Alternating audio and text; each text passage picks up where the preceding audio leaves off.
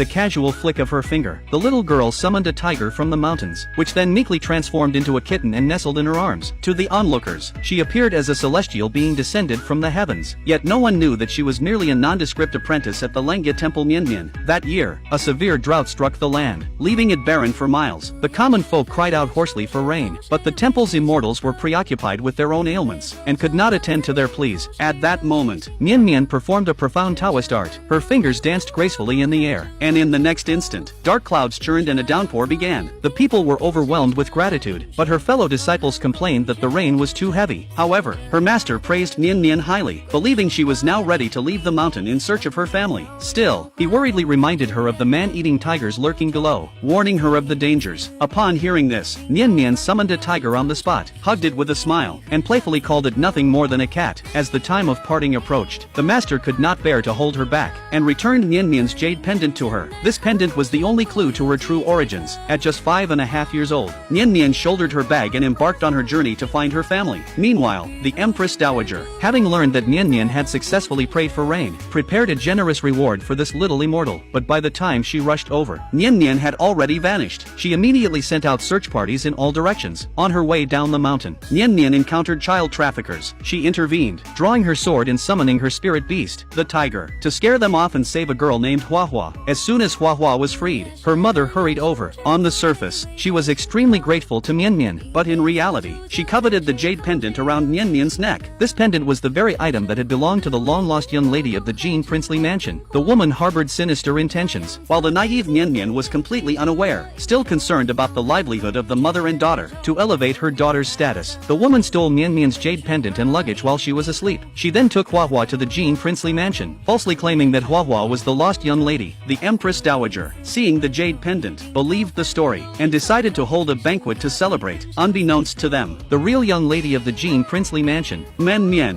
had just woken up. She realized her pendant had been stolen, and quickly used her powerful magic to locate the mother and daughter. She also learned about her true identity from passers-by. However, when Mian confronted them, Hua's mother accused her first. The Empress Dowager, unable to discern the truth, ordered Mian to be imprisoned. Just as Mian was about to lose control, she sensed that her father was in danger, and rushed to his aid. Tragically, her father failed to recognize Mian as his own daughter. He not only tried to drive her away, but also threatened to strangle her, calling her an imposter. In a critical moment, Mian discovered that her father's medicine had been poisoned. She swiftly knocked over the soup bowl, saving her father's life.